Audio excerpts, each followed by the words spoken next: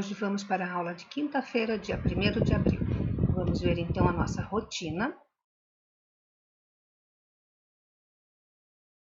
Leitura compartilhada, língua portuguesa, matemática e ciência. Então, a leitura compartilhada. Aqui. E hoje vamos iniciar mais um livro. Então, vou apresentar para vocês o livro. Felpo Filva. Felpo Filva, de Eva Furnari. Vou ler a contracapa.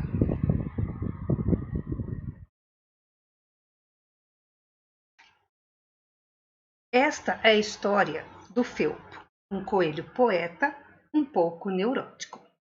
Um dia, ele recebeu a carta de uma fã que discordava dos seus poemas, a Charlot. Ele ficou muito indignado e isso deu início a uma troca de correspondência entre eles. O livro conta essa história de maneira divertida, usando os mais variados tipos de texto, como poema, fábula, carta, manual, receita e até autobiografia, permitindo assim que o leitor entre em contato com as diversas funções da escrita. Então, vamos iniciar. Esta história é dedicada a todos aqueles que têm orelhas diferentes.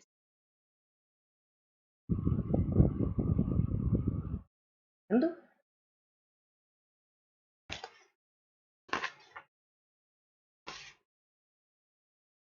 Então, olha, aqui vocês vão ver os vários formatos de correspondência.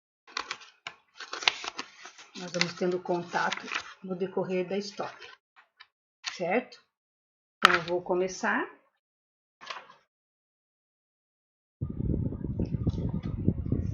Na Toca 88, da rua Despinhos, na cidade de Rapidópolis, morava um coelho solitário.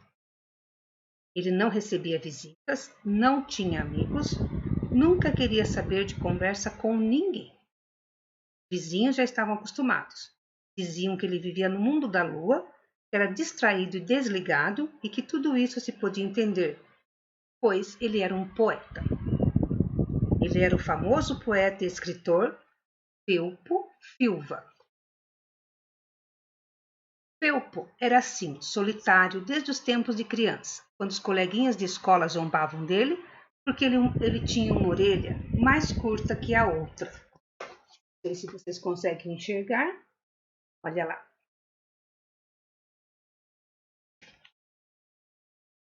Essa diferença sempre foi um grande problema.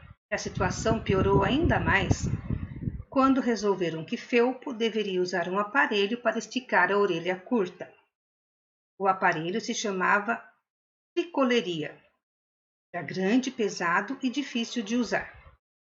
O pior de tudo foi que de nada adiantou tanto sacrifício. Ninguém entendeu por quê, mas o aparelho que funcionava tão bem com os outros filhotes não deu resultado com o Felpo. Ele continuou com uma orelha mais curta que a outra. Um certo dia, quando Felpo já era um poeta famoso, tomou uma decisão. Ele iria contar para todos a triste história de sua vida e escrever a sua autobiografia. O coelho poeta pegou uma xícara de café, sentou-se diante da máquina de escrever e começou. Então, aqui ele começou a autobiografia dele, capítulo 1. A infância. Meu nome é Felpo, sou poeta e escritor. Sou um coelho solitário, não gosto de sair da toca.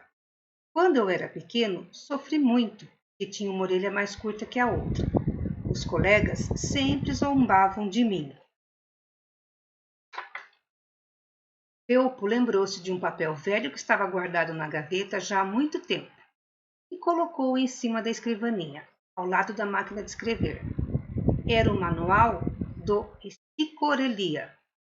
Aquilo o fazia lembrar de sua infância. Então, o manual que ele encontrou da esticoleria. Uma folha amarelada, como ele disse, né? Então, aqui está. Sticorelia Habit Perfection. Manual de uso. Então, eu estou lendo a descrição aqui de como se usa. Apresentação. A Sticorelia Habit Perfection deve ser utilizada por filhotes de coelho que sofrem de desvio de simetria auricular. O aparelho tem por objetivo esticar a orelha menor durante o crescimento do filhote. Deve ser usado por no mínimo 5 anos. O uso do aparelho. O usuário não deve ter o aparelho para dormir. Ao tomar banho com o aparelho, deve-se depois secar muito bem as orelhas com cotonetes Habit Perfection para não dar agorelite. Avisos de segurança. Recomenda-se que o usuário do aparelho não jogue futebol nem brinque de pega-pega ou esconde-esconde, sob o risco de machucar os coleguinhas. Os cotonetes Habit Perfection, agora com bulbos envolvidos em algodão, Extra Chups e Ultra Floft, vem nos modelos duro e flexível em diversas cores, espessuras e comprimento. Assistência técnica. Caso o aparelho apresente defeito, entre em contato com o SAC, Serviço de Atendimento aos Coelhos. E aqui está mais ou menos para vocês enxergarem. Olha lá o aparelho, tá vendo? Aqui.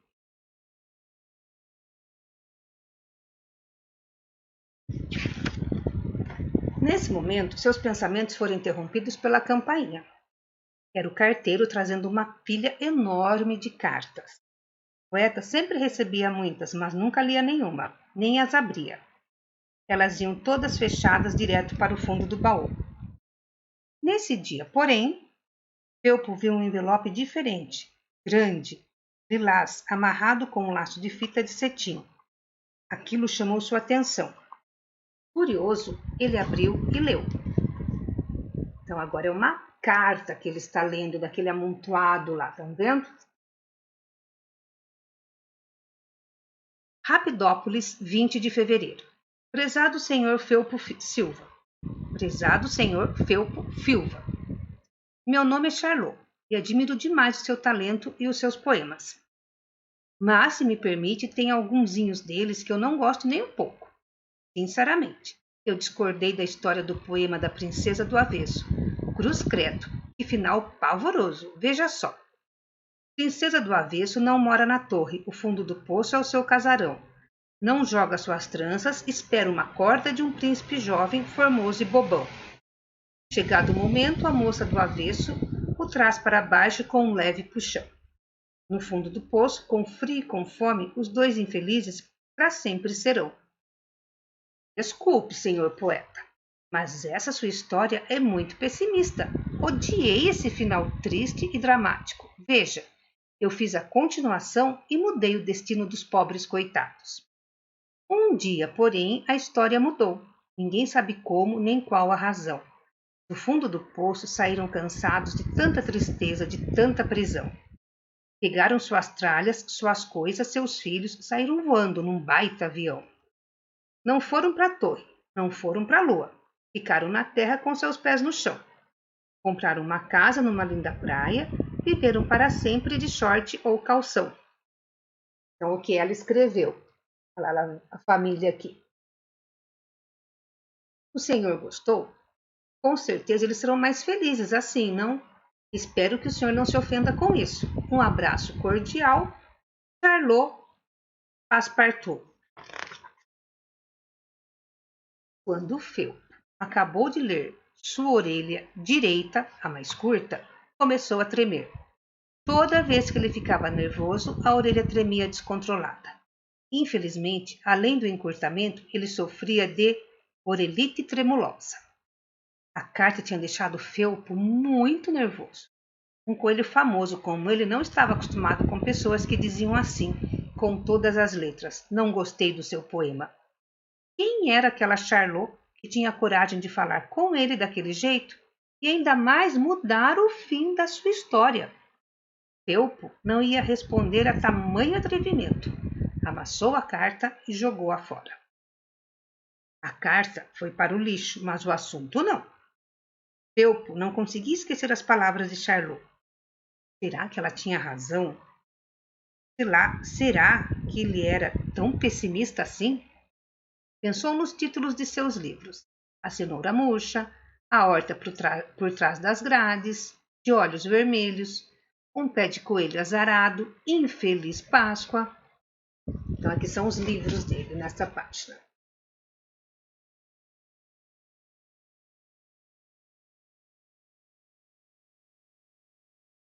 Ficou cheio de dúvidas, preocupado.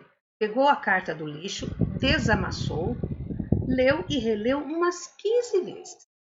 Pensando bem, aquela sinceridade dela até que era bacana. A gente confia mais nas pessoas que falam a verdade. Guardou a carta amarrotada na gaveta da escrivaninha.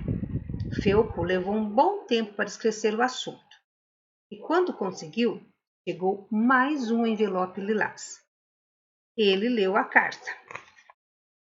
Esta carta eu vou ler amanhã, certo? Vamos continuar com a aula do Escolariza. Vou voltar lá para o cantinho.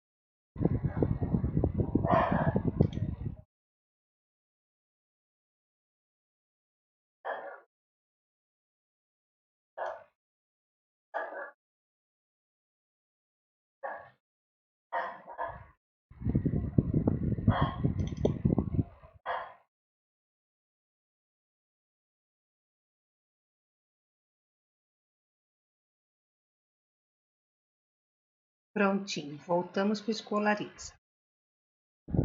Então, língua portuguesa, 1º de abril. Iniciar.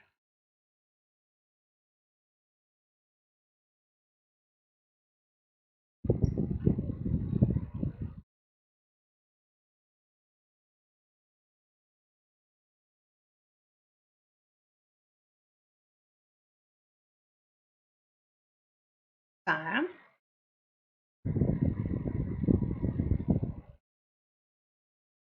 Acessar.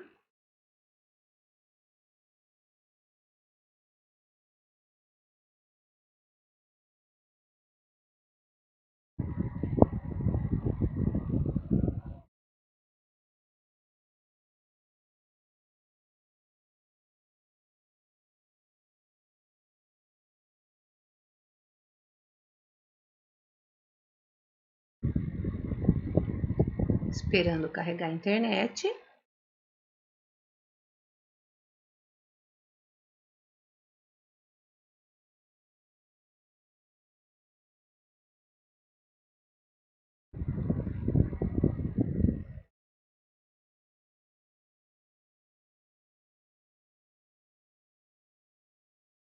Carregando ainda. Vamos tentar mais uma vez. 1º de abril. A Pro esqueceu de finalizar como aluno. Então, visualizar como aluno.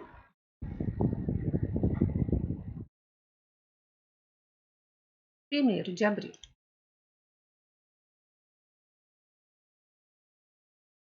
A leitura de hoje é O Príncipe e o Sapo. Uma feiticeira muito má transformou um belo príncipe num sapo e só o beijo de uma princesa desmancharia o feitiço. Um dia, uma linda princesa chegou perto da lagoa em que o príncipe morava. Cheio de esperança de ficar livre do feitiço, ele lhe pediu um beijo. Como ela era muito boa, venceu o nojo e, sem saber de nada, atendeu ao pedido do sapo. Deu-lhe um beijo.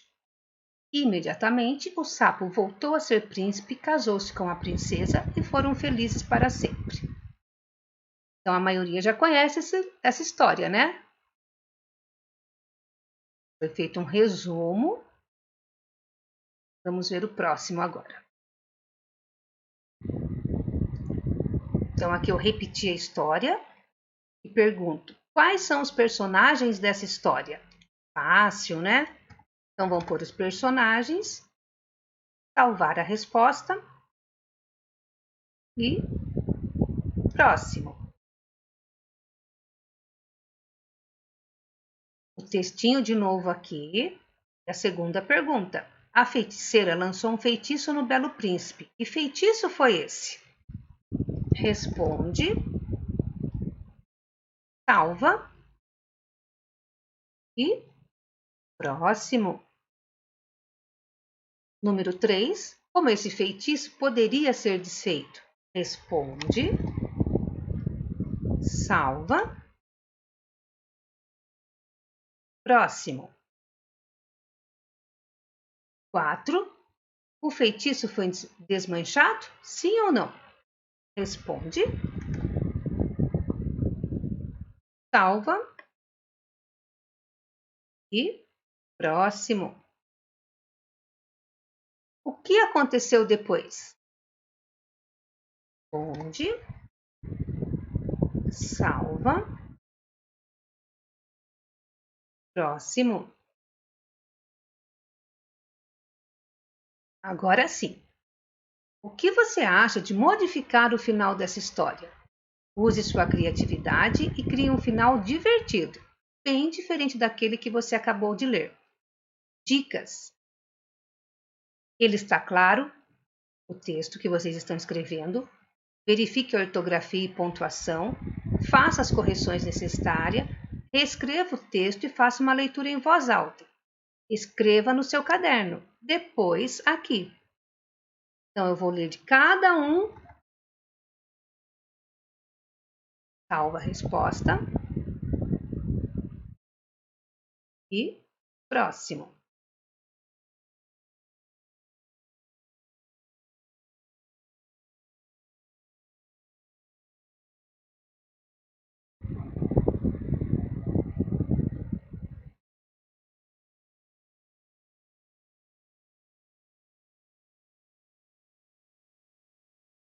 Vamos numerar as frases de acordo com a ordem dos acontecimentos na história. Mãos à obra. Então, aqui eu coloquei letra. A primeira letra, a primeira parte da história vai ser A, B, C ou D. A segunda, a terceira. Então, vai colocar número 1. Então, 1, 2, 3, 4. Então, número 1, 2, 3, 4. O início ao final. As letras não vão ficar na mesma ordem. Tem que ficar a história na mesma ordem. A letra A. Uma feiticeira muito má transformou um belo príncipe num sapo e só o beijo de uma princesa desmancharia o feitiço. Letra B.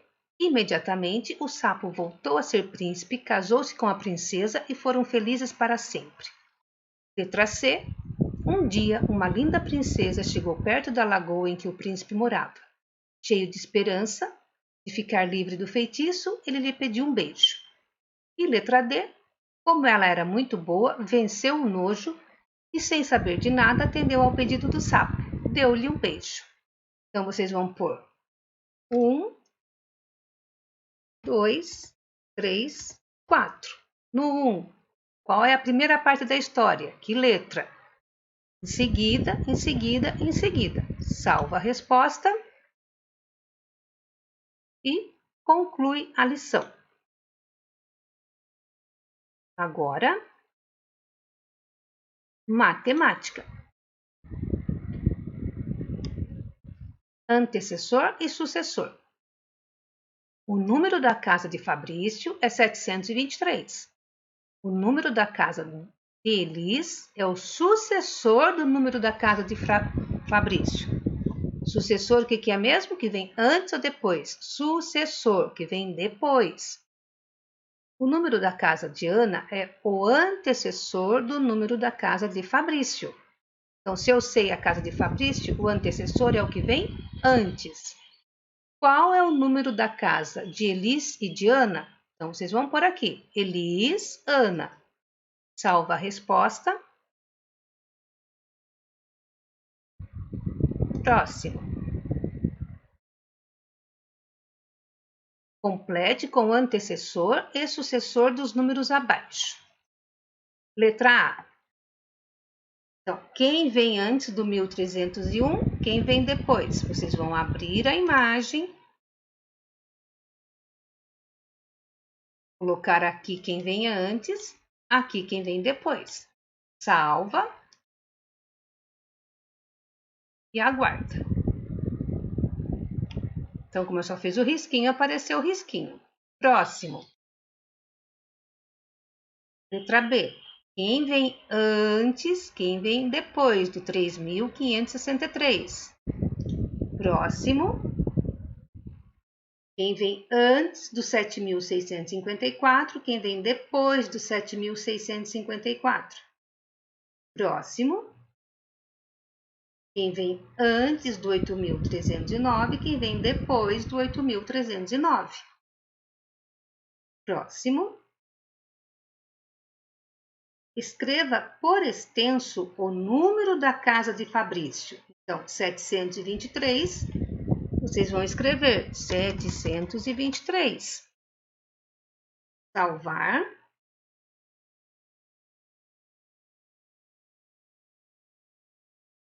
Próximo. Reta numérica. Então, aqui é uma reta numérica. Uma reta com os números na sequência. 0, 1, 2, 3, 4, 5, 6. Então, eu estou ilustrando o que é uma reta numérica. Próximo. Observe as retas numéricas e descubra o segredo que há em cada uma delas. Em seguida, complete os espaços em branco.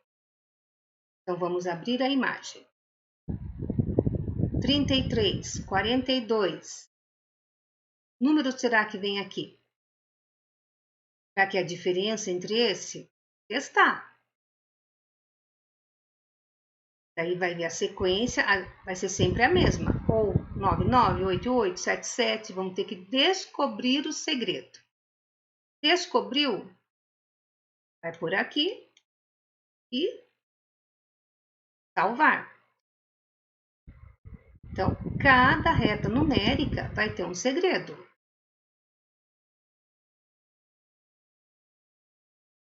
Olha essa. Está andando 18. Chegar no 24.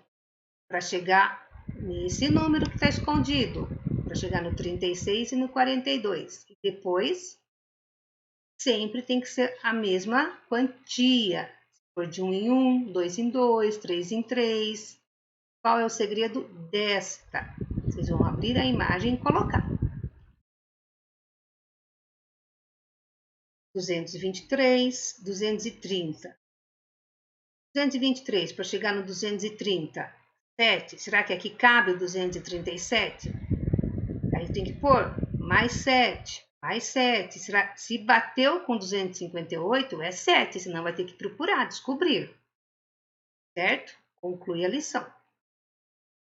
E agora, ciências.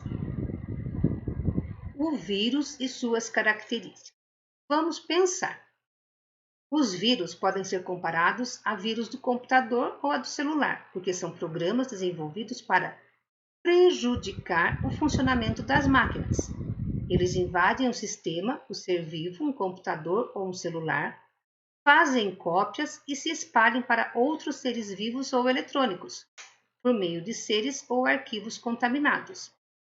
As características do vírus. Podemos dizer que os vírus que nos causam doenças agem da mesma forma que os vírus que invadem nossos computadores e celulares. Então, fazendo essa comparação, é mais fácil até de vocês entenderem, né? Então, você consegue listar a semelhança existente entre o vírus de computador e os vírus que causam doenças? Com a explicação anterior, agora vocês entenderam e vão colocar com as palavras de vocês. Salva a resposta. Lembrando que um vírus no computador não pode até acabar com o computador, tem que mandar formatar quando dá para formatar, senão perdeu de vez. Então, o vírus na pessoa, a gente consegue cuidar, tem uns que não dá para cuidar a tempo, então é uma coisa muito séria. Salva a resposta. Próximo. As características dos vírus, como eles são.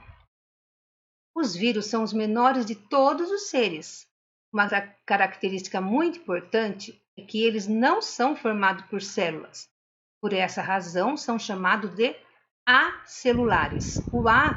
O significado dele é não, então não celular, não possui célula. Os vírus podem assumir várias formas diferentes. Olha, aqui são vírus, cada um de uma forma. Com o que eu falei, do radical grego, privação, negação. Então, significa sem, celulares, células. Não tem células, sem células. Próximo. Agora, os menores de todos os seres. Qual é? Vírus, os acelulares ou os bacteriófagos?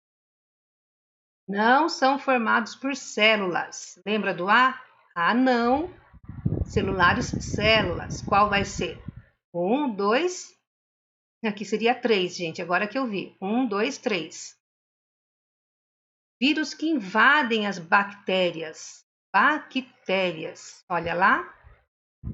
Então, aqui, gente, seria o número 3, tá? Como a resposta vem aqui, vocês podem colocar letra A. Copia o nome. Letra B. Copia o nome que vocês acham que é. E letra C, para não fazer essa confusão. Ou arruma o número 3 para pro, tá? Salva a resposta e envia. Próximo. Outro grande inimigo, o Aedes aegypti, né? Outro grande inimigo. Com o calor de volta, é preciso redobrar os cuidados com a dengue. Quantos casos aqui em Tatuí, né? Você já sabe dos cuidados indispensáveis que todos nós devemos ter para o combate a esse mosquito. Vamos relembrar alguns deles. 1. Limpar e vedar bem a caixa d'água. 2. Varrer o quintal retirando todo o lixo. 3. Colocar o lixo em sacos, amarrar, levar à calçada no dia da coleta. 4. Não jogar lixo nas ruas. Lugar de lixo é no lixo, né, gente? O mosquito Aedes aegypti é responsável pela transmissão do vírus, olha o vírus aqui, que causa a dengue, a zika, a chikungunya e a febre amarela. Doenças que podem gerar agravamentos à saúde, como microcefalia, Guillain-Barré e até mesmo a morte. Pois é, essas doenças também são causadas por vírus. Fique atento! O período do verão é o mais propício à proliferação do mosquito Aedes aegypti, por causa das chuvas. No entanto, a recomendação é não se descuidar nem um dia do ano e manter todos os esforços possíveis em ação para prevenir focos em qualquer época do ano. Por isso, a população deve ficar atenta e redobrar os cuidados para eliminar possíveis criadouros do mosquito.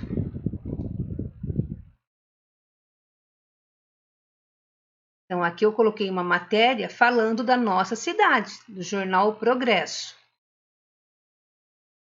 Olha lá, Vigilância de Tatuí confirma mais de 200 casos de dengue a cada 24 horas. Em 78 dias e com recorde de contaminações, doença atinge 6.383 pessoas.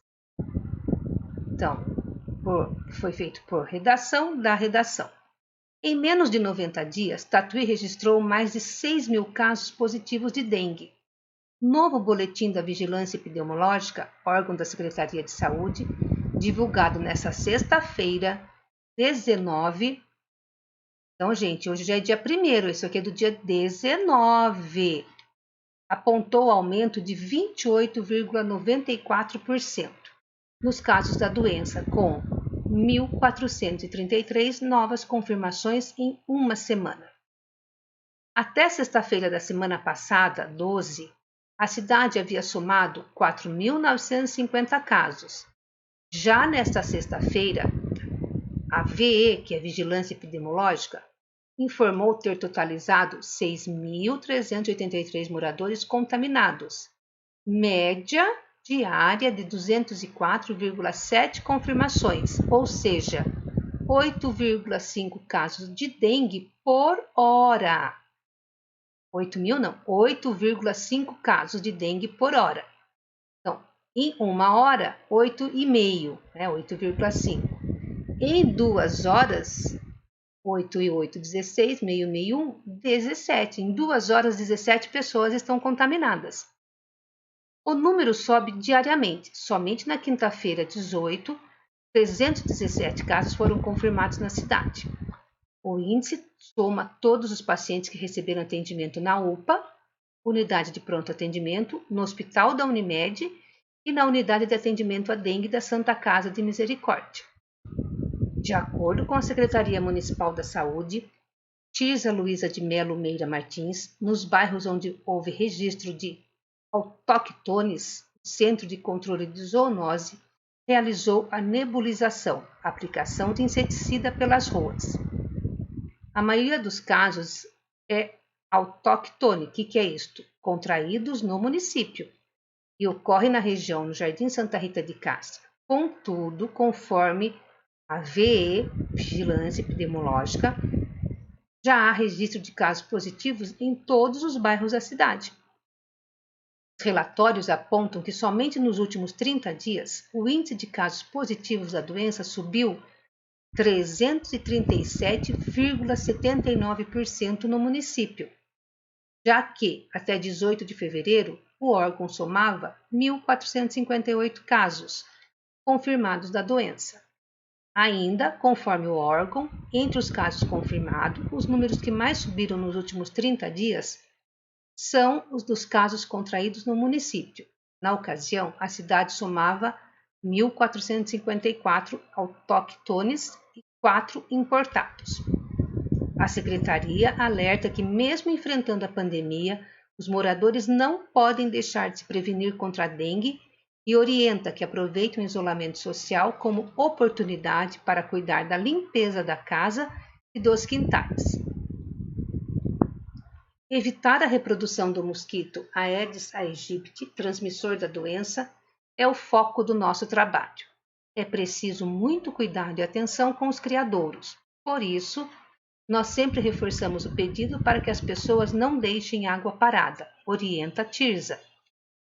A indicação é a mesma de sempre: não deixar água parada nos vasos de plantas, manter caixas d'água tampadas, lavar diariamente os bebedouros de animais e manter o quintal organizado. A secretaria ainda orienta que, para saber se a pessoa contraiu a dengue, é preciso consultar médico e realizar exames. Sintomas da doença podem ser confundidos com outras patologias.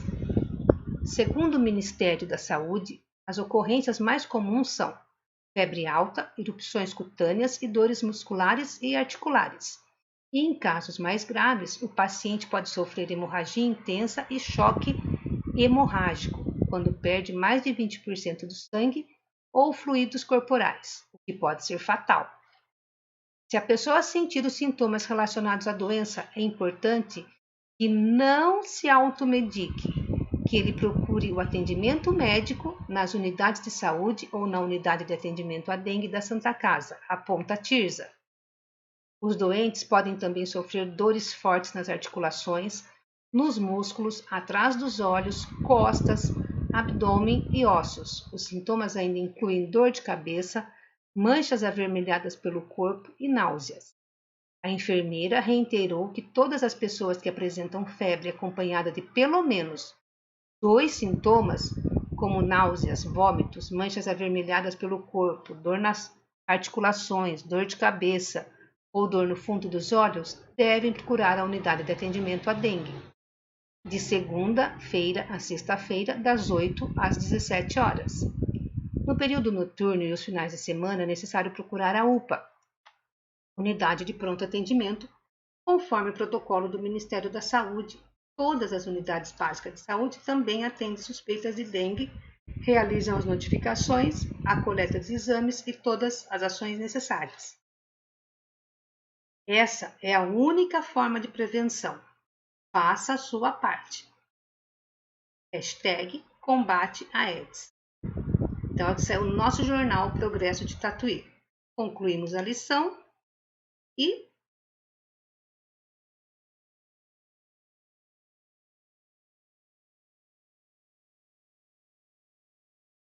até amanhã, certo?